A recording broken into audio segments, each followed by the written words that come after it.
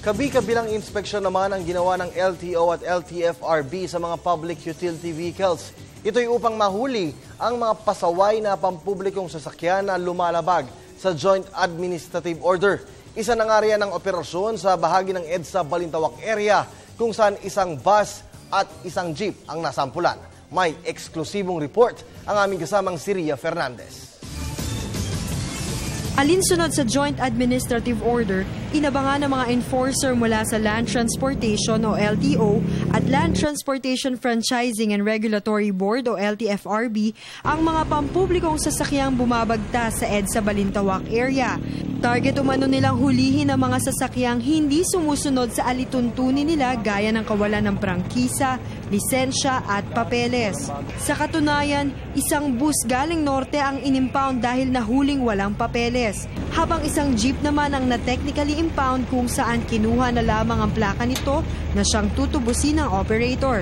Ilan sa mga dahilan kung bakit nahuli ang jeep ay ang kawalan ng lisensya ng driver, hindi rehistrado ang sasakyan, wala rin itong plate light at walang fare matrix. Sa kaso ng paglabag sa JAW, madalas na nai-impound ang mga sasakyan dahil napakamahal na multa upang matubos sa mga ito. Dahil dito, may panawagan ng LTO sa mga pasaway na mga pampublikong sasakyan gaya ng mga kolorum.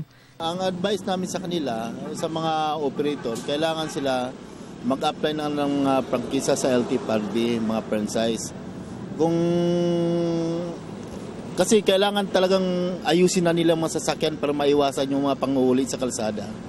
Nagbigay rin ng abiso ang ahensya sa mga pasahero. Alamin nila na yung mga sasakyan nila kasi pagka mga kuluro masakyan magkaroon ng aksidente ay wala silang seguridad. Hindi sila babayaran ng insurance. Samantala, hinihikayat naman ng LTFRB ang bawat mamamayan na isumbong ang public transport violators sa kanilang mga hotline na makikita sa likuran ng mga pampublikong sasakyan. Tumawag lang po sila sa hotline natin na